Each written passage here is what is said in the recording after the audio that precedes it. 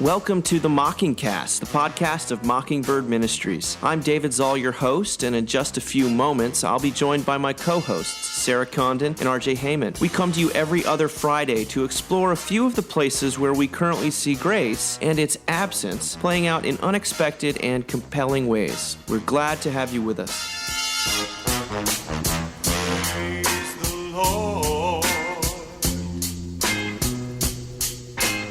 Praise the Lord. We're back. Thank you so much for your patience with us during our hiatus. It allowed yours truly to have a wonderful sabbatical and for us as an organization to gear up for what we're half seriously calling MBird 2.0, which is really just a collection of initiatives and projects that we're hoping to launch in 2018. As you'll notice, we've rejigged the format of this show a bit. Gone for now are the interviews, though you can still hear the inimitable Scott Jones converse with various folks over on his Give and Take podcast, and I highly commend that program to you. I'm also very excited to announce that going forward, longtime Mockingbird contributor and my good friend RJ Heijmen will be joining myself and Sarah as our third host/wheel. We're also slowing the pace down a little to every other week, which will hopefully allow us to keep the quality where we'd like it to be, and of course, not need another hiatus. But we've got a lot of great stuff in store for you and cannot wait to get to it. So here we go. Well, all right, Mockingcast rides again. I am so excited to be here, kind of virtually, with my good friends Sarah Condon and RJ Heijmen, ready to embark on this sort of new chapter in the Mockingcast history. Is history a terrible word? Silly, ridiculous word. We got a lot to talk about, but before we do, I just wanted to check in with you guys. Sarah, why don't you tell us about RJ in nice. 5 sentences or See less? how this goes. RJ is, I don't remember what your title is. It's very important. Doesn't matter. Okay. He is a priest at St. Martin's, where I'm a priest, and he has 3 boys. He has 2 boys that are like junior high-ish. Yeah, one high school, one junior high. And then he has a baby, which is insane It and is. super admirable. So Well, that's why I did it, so that I would be admired. That's what I was thinking admired about. and exhausted. Yes, it's a good combination.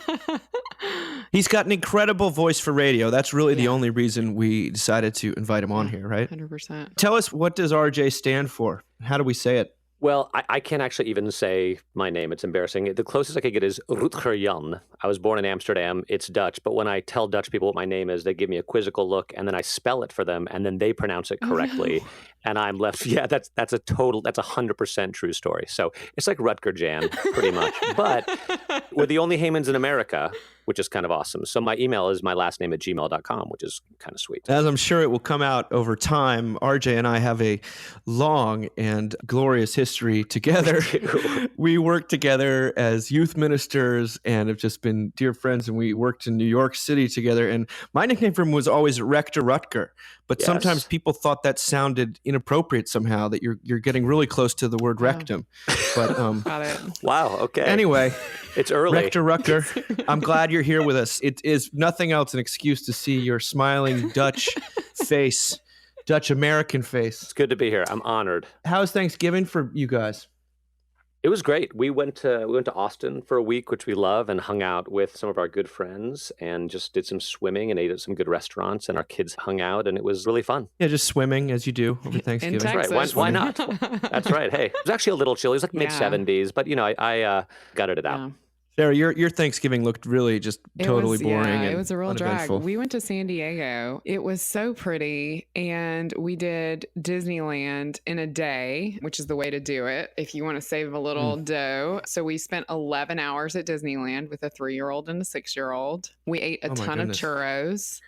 The only hard thing about it is that we did the San Diego Zoo the next day, which is, like this super famous zoo. And I was like, this sucks. Because I had just been to Disneyland. So I was like, I want to go back to Disney, which is like speaks to the level of culture that really appeals to me. I was like, I'll totally give up the zoo for Disneyland. I tried to actually talk my husband into that. And he's like, no, we have tickets. We're doing this. So What's the Disneyland highlight these days? It's getting to take my kids to things like It's a Small World. I mean, that, like I'm one of like those Disney families. Like we grew up, like the last time my parents took us to Disney World, I was in college. Like I'm kind of all in with Disney. Huh. So it's just like getting my kids there to see it for the first time was incredible. Rutger, just when you thought you were, RJ, when you thought you were out of the Disney world, they pull you right back in. We actually went for spring break 2 years ago, and I was dreading it. I was like, oh man, it was awesome. We had such a good time, and and our kids had a great time. They actually, this is really sweet, and hopefully Marshall won't listen to this podcast, but my 2 older boys have already planned out how they're going to like come home from college and surprise their little brother by taking him to Disney World. They'll be like, oh, we're going to kindergarten. Guess what? No, actually, we're going to the airport. We're going to Disney World. So that'll be that's something to look forward to. Remember that Jack Handy Deep Thoughts where he's like, oh yeah, I wanted to take my son to Disney World, but I didn't have enough money. So instead, I took him to a burnt down shack in the woods. And I said, oh no, Disneyland burnt down. It must have been something you did. It must have been something you did. Yeah. Oh my gosh. Well, guys, let's get on with it. On with the show, as they say. A lot to talk about today, but before we get into the sort of heavy stuff, and of course, there is a ton of heavy stuff going on right now. Oh man. Picked a hell of a week to come back. McSweeney's this week, Julie Mitchell put together a list, which is pretty funny and betrays a pretty deep familiarity with church. Put together a list of types of church. First one is the more solemn you are, the more God loves you, that kind of church. Second one is we have food here and we meet in the back room of an art gallery. The third one is the type of church where women should only be seen in conservative denim because God is an Old Navy shareholder. Mom jeans. Which I have one favorite, but I wanted to know what you guys. My favorite was 11. Is that your favorite? I love 11. It's brilliant. Yeah, definitely. There's no Read rules here. God read is 11. whatever you feel it is. Do you want a cookie? We're all ants. We're all ants. That's the best part. We're all ants. Yeah. Absolutely. A lot of vest wearing. We actually visited a church on vacation that shall go nameless. Not this past vacation, but a couple ago. And our son was really small. And at communion, they gave him the wafer and they were like, do you want a cookie? Like as they were giving it to him. And I was like, what are you doing? Why are you calling it that? And Neil was like, why are they calling it? You want a cookie? You want a cookie. Yeah. So it's real life. RJ, which is your favorite one of these? Number 18 hit a little too close to home for me. I spend my spring break saving people I'm better than. That's why Jesus loves me. I was like, oh, yeah, I had a phase in my life where that may or may not have been how I spent some of my vacation time. And definitely why I did it, because, I made a really smart choice that everyone else should make too. Oh my goodness. We all know, I mean, Sarah, I don't know if I think we've talked about this before, but you know that RJ wore a beret in high school, right? He was like casually? Okay. So tell us about the beret. Well, I definitely had a beret, and then it also went with like a pretty large, about a 3-inch wooden cross that I'd gotten on like an Emmaus weekend that had a rainbow lanyard with it, and people would be like, "So is that the cross they crucified Jesus on?" Which I thought was because it's so big. Because it's so big. Because it's just this gigantic cross I'm wearing around my neck. So I may or may not have been very happy in high school, but I really went for it. Hey man, if you can't get out, go all in. Yeah. So. I mean, it feels like that's as good an opening for talking about masculinity as any, RJ. I was sort of like a more Christian, slightly more masculine Ducky, from Pretty in Pink. That's the direction we're headed here. Well, there's a lot to talk about here, and one of our jumping off points to speaking about sort of just what's dominating the headlines. As of yesterday, there are headlines about Matt Lauer and Garrison Keillor. It's being called an epidemic. It's being called an outbreak. Whatever you want to call it. It's certainly You'll catch an outbreak. I know. Sorry. It's It's certainly on people's minds. And the way in for us today, I thought, and it's uncomfortable. It's funny, RJ and I were talking about how even beforehand, he's like, are you sure you want to talk about this on the air? And I don't know what's worse, to not talk about it or to talk about it. But we're going to talk about Stephen Marsh's really, I thought, brave and wide-ranging and actually pretty generous article in the New York Times that a lot of people hated, which sort of maybe proves that he's got a point, called The Unexamined Brutality of the Male Libido. It sort of opens as after weeks of continuously unfolding abuse scandals, men have become quite literally unbelievable. What any given man might say about gender politics and how he treats women are separate and unrelated phenomena. Liberal or conservative, feminist or chauvinist, woke or benighted, young or old, Fox News or in the New Republic, a man's stated opinions have next to no relationship to his behavior. He goes on to say that men arrive at this moment of reckoning woefully unprepared. Most are shocked by the reality of women's lived experience. Almost all are uninterested or unwilling to grapple with the problem at the heart of this, the often ugly and dangerous nature of the male libido. Of course, acknowledging the brutality of the male libido is not some kind of excuse. And he goes on to talk about how Freud talked about the sort of Thanos and the destruction, roiling mass underneath the surface. But the final thing I want to read before I open it up to you guys is at the end, he kind of twists it in a way that I found fascinating. He said, women are calling for their pain to be recognized. Many men are quite willing to offer this recognition. It means that they don't have to talk about who they are, which means they don't have to think about what they are.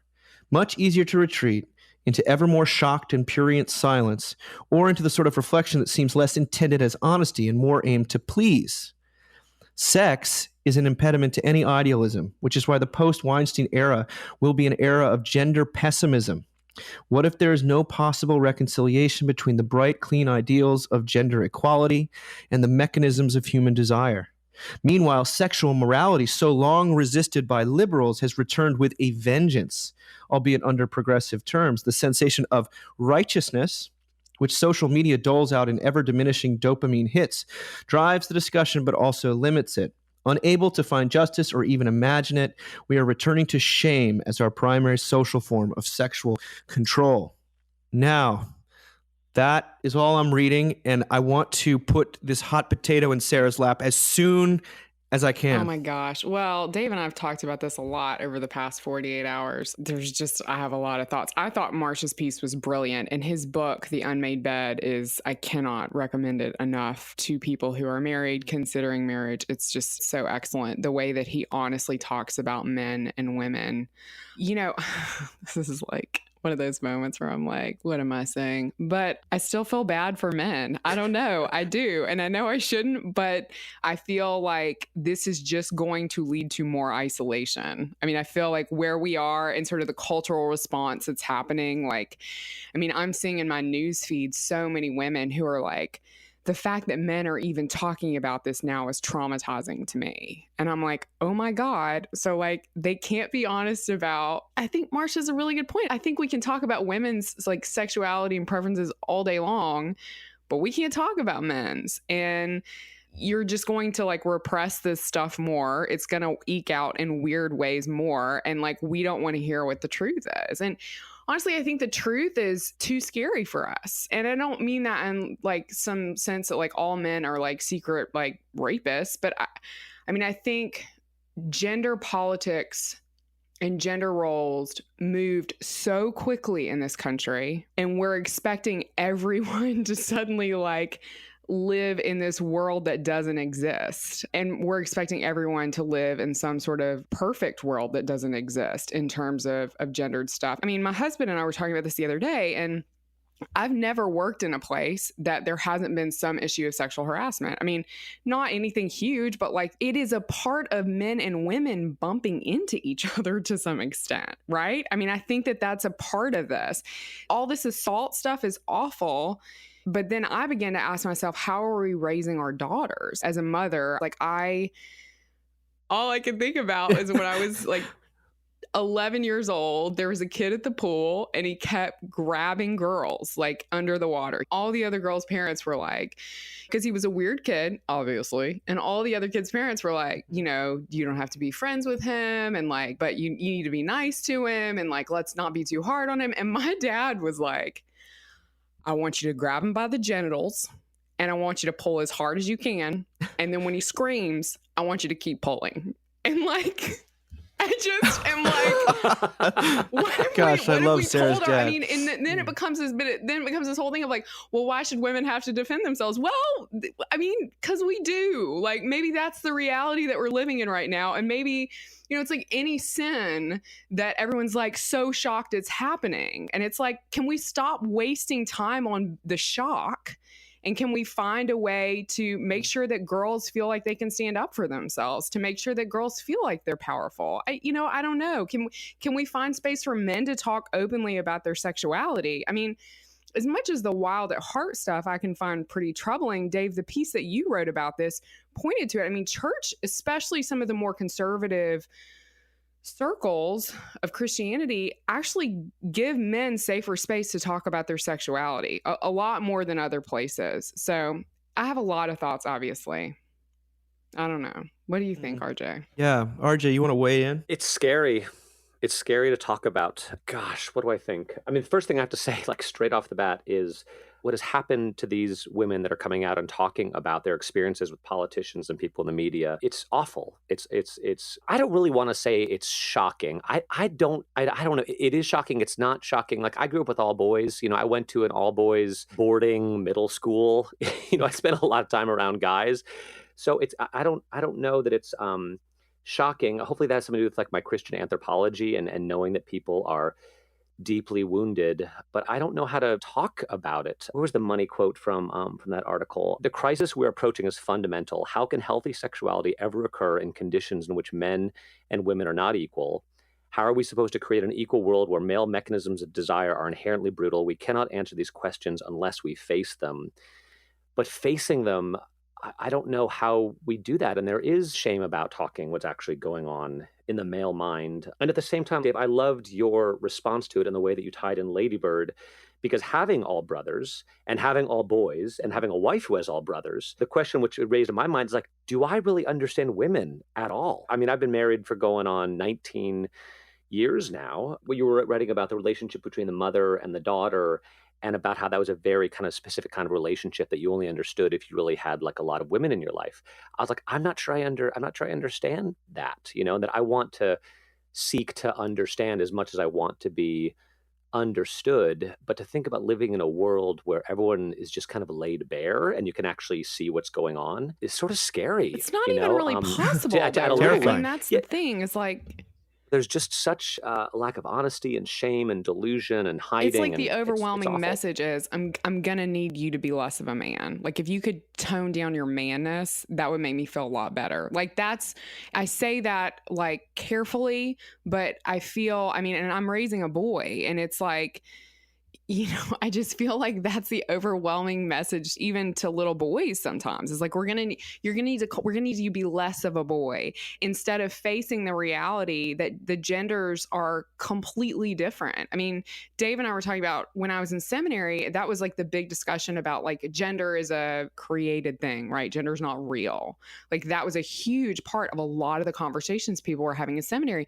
And all I could think was, you all do not have children. And they didn't. None of them had children because, you know, Neil will turn anything into a gun and Annie will turn anything into a doll. Everything that's happened is awful. I want to be very clear about that. However, I feel like the thing that we're not wanting to face that terrifies us is that like we just have a real problem with men inherently. And like we have a real problem with the fact that our current culture doesn't accept like the full picture of what a man can be in a general term. To play devil's advocate a little bit, so the people that are out there listening being like, okay, here we are in the moment with all these revelations of these women having been treated terribly. And here we are saying, poor men. You know, like, is it, you know, I think there's absolutely time and place to have this to have that conversation. And I think it's an important conversation to have. And I'm glad these issues are being raised, but it's a tough time to talk about it, to talk about poor men. Sure, You but know, it's a when women part of the bigger like if you're gonna have the conversation about what's going on, like you have to have the conversation that part of the reason that men are behaving this way is because we've asked them to be much less of who they are and to hide much more of who they are. It's a weird culture for all of us, but like, you know, we keep, and Marsh writes about this, like we want vulnerability, we want people to be honest, but like I don't want guys I work with to be like, sorry, I can't hear what you're saying, I just keep staring at your boobs. And yet, you know what I mean? This is the reality, but like, please hide that. I don't want to know. You know what I mean? So it's like so dark. I mean, the whole thing is so dark. And so, of course, there's been this heinous violence committed against women. Somebody is going to suffer for all of this.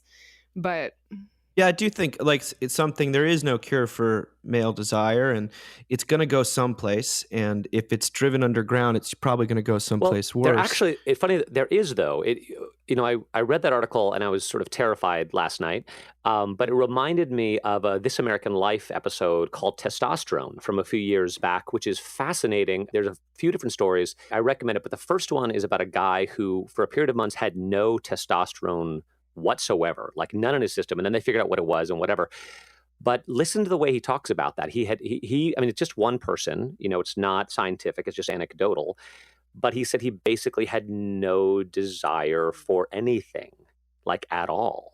He said he would, every day he would eat a loaf of white bread with mayonnaise on it. So that was interesting. Seriously, I mean, listen to it. And then the second one is about a transgender man who starts taking massive testosterone injections. He says the transition that happens in his mind riding the subway from being like, oh, that's an attractive woman, how might I start a conversation with that person, to, like, he says, constant repetitive pornographic images going through my mind, unable to stop them. You know, just it was powerful. And anyway, there's a lot that could be said about that. I mean, the first guy who was without testosterone, the way he described the experience, it was almost a little bit sort of like nirvana.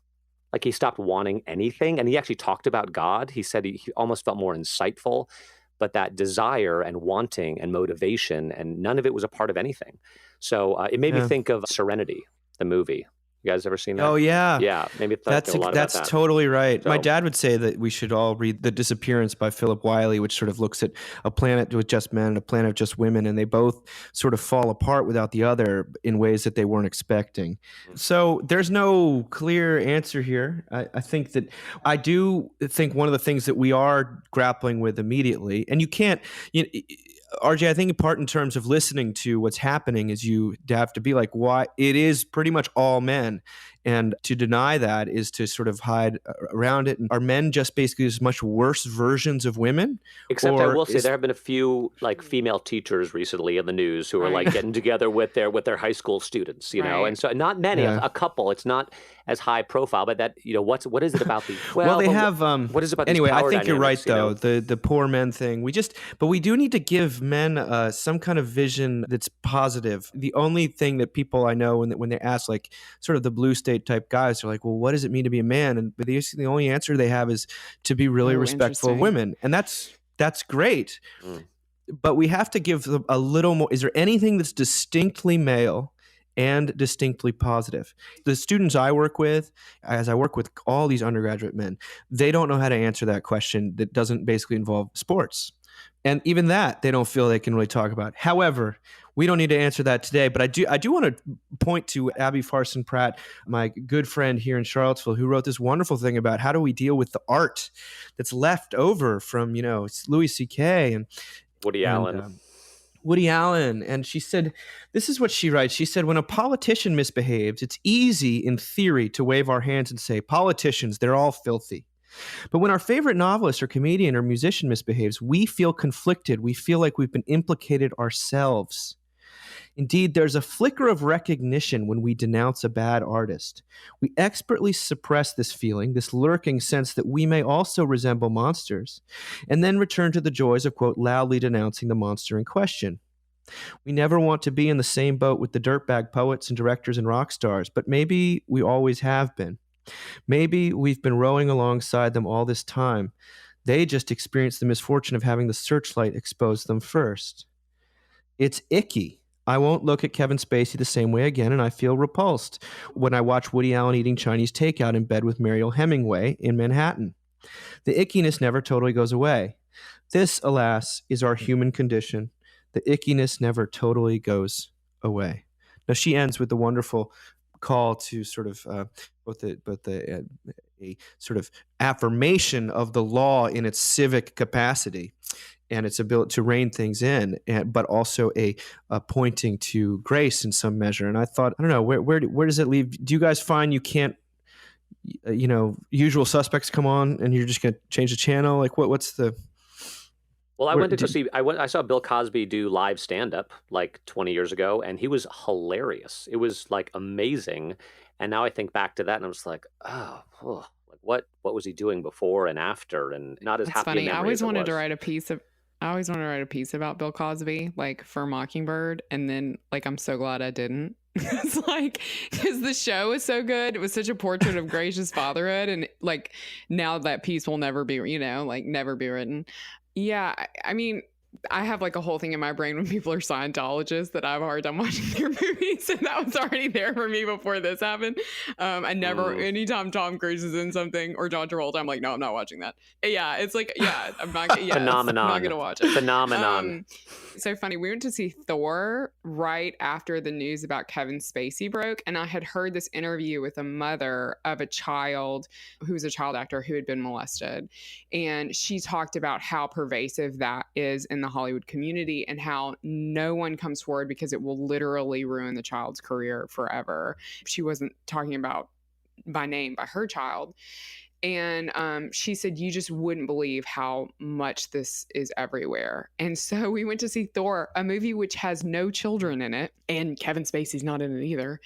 And it ruined the movie for me. And it was a totally fun, funny, but like I kept thinking of that the whole time. Like, we watch these big productions and we forget about like all these people in the midst of it who suffer for us to see this.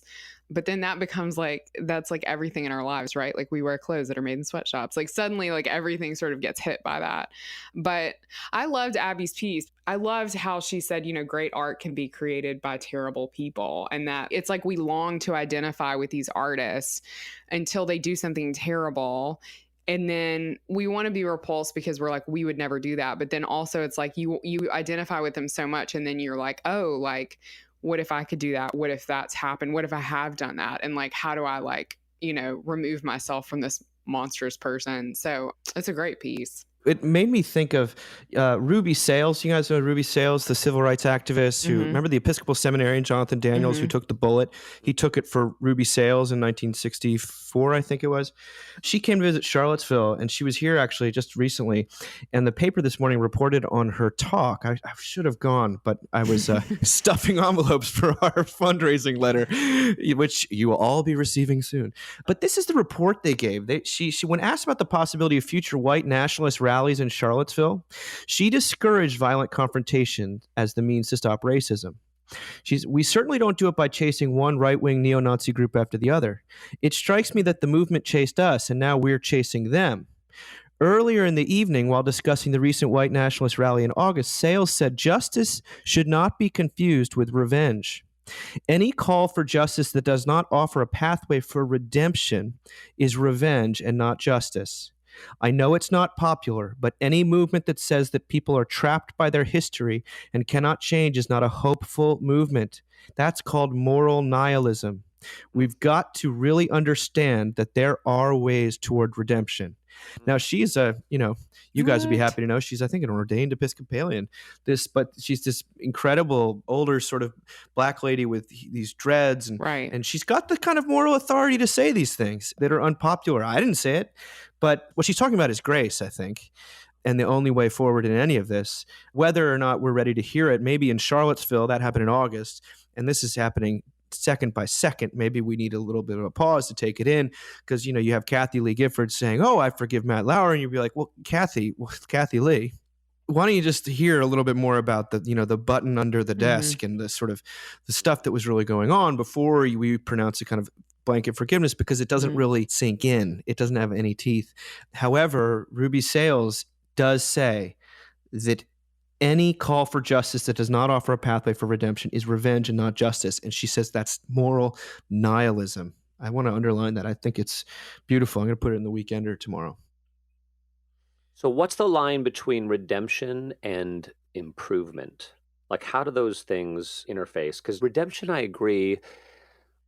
I don't know. I don't know how hopeful to be about progress, you know? Yeah, I know Um, that's in there. Like, you can never do it again. It's like Robert Capen's line about how, what if the tax collector just went out and kept collecting more taxes? Did he not? Was the justification invalid?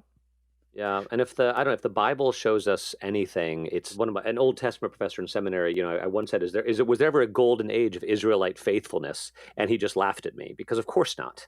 And the early church is just as disastrous. And Peter goes back and forth between proclaiming Jesus as Lord and then get behind me, Satan, or denying him 3 times, or this recidivistic tendency. And I want to believe in redemption and improvement. And I mean, I guess it goes back to what Gerhard Forde said once, about his students asking him, now that he was older, did he feel more holy? And he said, I have less energy to sin than I used to. That's not holiness, but I'm more comfortable with God's love for me as I am than I was when I was a younger person. And that fills me with hope and joy and peace. And maybe that's what improvement looks like, rather than sort of morality, moral Yeah, I mean, I improvement. guess I keep thinking about the women in the midst of this who have had these horrific things done to them and how they never get that back, how that never changes, how the entire trajectory of their lives has changed. So, like, if they're not married, who they marry will be different if they marry. If they are married, it could destroy their marriage. They never get off that track once they've been put on it. And I think that's what makes us want to make people like Matt Lauer suffer tremendously. And it's what makes us hate the idea of forgiveness, which is why Christianity is such a frustrating religion, because he has offered forgiveness. And these women, they're really promised comfort in finding their own level of forgiveness. I mean, that's what we see like in scripture. This is what we hear in the gospel so often. It's like, and that's like more than I can bear. Which makes me probably not a very good Christian, but it's more, it's more than I can bear. It's sort of like this. So on this side of heaven, I don't know what that is going to look like. I mean, I think honestly, I feel like I've said this already, but I think the huge overwhelming issue here is that we want to create a perfect world. Everybody is looking towards one building block after another. Like, I heard a commentator today say, well, they've got this sort of, this is happening, and that's progress. And so we'll fix this and then everything will be better. And it's like, I just don't believe that. I mean, I just don't think I have no evidence for that.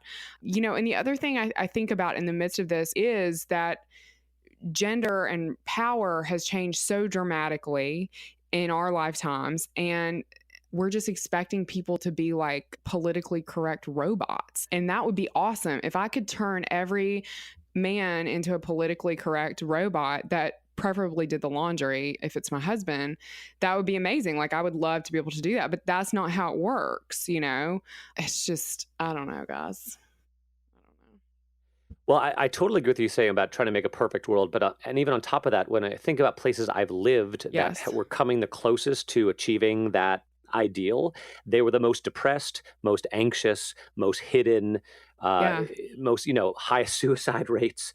Because the closer you sort of get to it or think you're starting to get there, the more glaring the dissonance becomes between the gloss of perfection and the reality of sort of pain and sin and all these things that you just can't get away from. Yeah, so it's like you make it to the top and then you're like, wait, this is worse than I'm worse off than I was before. This is all awful, but on some level it feels like, when I saw the Garrison Keillor thing come up, I just started to laugh out loud, and I love Garrison Keillor. I immediately called Dave, because it's like, especially for those of us who are big public radio fans, there's a certain righteousness that we had assumed about ourselves and about our men and how progressive they were and how they treat women right. And they don't do things like this and they don't have those thoughts. And suddenly it's just all been ripped off. Right. And it's like, oh no, this is who we are. Right. Like, this is sin, like, lived out for us. Like, and it's been there all along, is the terrifying thing. The only empirically verifiable Christian doctrine, as Reinhold Niebuhr said. This all kind of leads in, I think, kind of beautifully to our final item, which is, that we're about to head into Advent, the season. One of the things I think, Sarah, you brought to my attention, but actually Paul Walker did as well yesterday, so I knew we had to talk about it, was Fleming Rutledge's wonderful sermon devotion called Advent Begins in the Dark. And she writes, Advent begins in the dark, and these are dark times. Now, she was writing this in 2011, and the tone of it, she just lists all these terrible things that are going on in the world, and you think, gosh, 2011 seems pretty great. But she says it's a dark time. And then she says religion, in quotes, is not the answer. Religion is essentially man-made. It is projected out of our wishes, our longings, our spiritual capacities. Spirituals, in quotes. Advent reminds us human incapacity is the condition in which we find ourselves. Our inability to gain any lasting victory of light over darkness. It is from beyond human capacity that the announcement comes, behold, I am doing a new thing. Isaiah 43:19. The light that shines in the darkness is not the light of religion, not even the light of religious faith. It is the uncreated light, not part of this darkened sphere at all, not bound by it, not contiguous with it, not limited by it, not projected from it, not coexistent with it, but rather God from God, light from light, very God of very God, begotten, not created. Therefore, the new thing is not just generalized religious comfort, but the incarnation itself, the invasion of this present evil age by the deliverer who arrives from a sphere of power entirely independent of and qualitatively greater than the powers that dominate and ravage this world. Happy Advent to you guys. Where are you with this as we approach the first Sunday of Advent? I'm struck again every Christmas by, how crazy it is, how stressful it is, how many hopes I have for the Christmas, the Advent that I'm going to be able to give or not be able to give my children. And then the reminder over and over again that as crazy and messy and stressful as I think my Christmas is going to be, it's like absolutely nothing compared to Mary and Joseph, and that Jesus is born into just a total disaster. Horseback, leaving home, pregnant. If my wife had to have a baby with animals around, it'd be a bad scene. I just imagine the fights that Mary and Joseph got. Why didn't you make reservations? Get on Travelocity, And then these nasty shepherds show up who are essentially hill people, and it's just the hills have eyes. I mean, some of us are hill people. It's just a disaster. And yet that's the situation that Jesus chooses to be born in, to be like, I am with you in the disaster, in the mess. I've come to redeem the humblest of and most discouraging of circumstances. Yeah. What do you think, Sarah? Are you going to be preaching soon? What would you say? I actually am preaching soon. I was as I was reading Fleming's reflection, I was like, I don't know if I can talk about this stuff, because I read this and it makes me think of all the sexual harassment stuff, and it makes me think about how many of my friends really earnestly and totally well-meaning and righteously, rightly have said, we need to shine a light on all this bad stuff that's happening. So when I read Fleming Rutledge talk about the light that shines in the darkness is not a light of religion, not contiguous with it, not limited by it, not projected from it, not coherent with it, but rather God from God, light from light, very God from very God.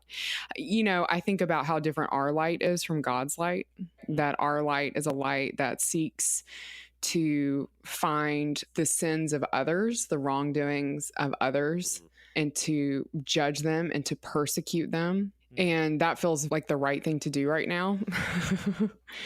And the fun thing to do also, just to name it, right? That's always kind of a jazzy thing to pull out your sin flashlight and find out who's messing up. And then there's this crazy thing that happens where we hear about this light that comes into the world, this light that is not of this world, the light of Christ. And that light shines directly on us. And that's all we see is the light. And that light says, oh, I see all those things, and I came to save you from them.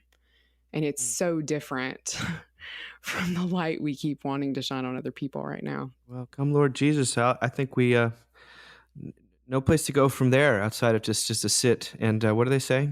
Wait. Sit and wait. Pretty impatient. I do want to say Fleming doesn't say anything about putting up your Christmas tree, so you can go ahead and put it up, folks. Okay. Oh boy, here she comes.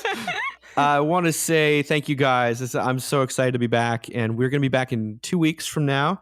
And for those listeners, thank you again for your patience with us. We're really glad you stick with us. And do want to say we did send out our big year-end appeal and newsletter, and we need your help. So if you feel so inclined, keep a lookout for that. I'll also put something on the website.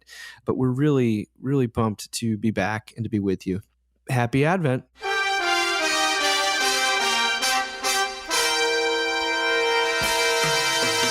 Thank you for listening. Remember, you can find us on the web at www.mbird.com. And we'd always love to hear from you at info@mbird.com.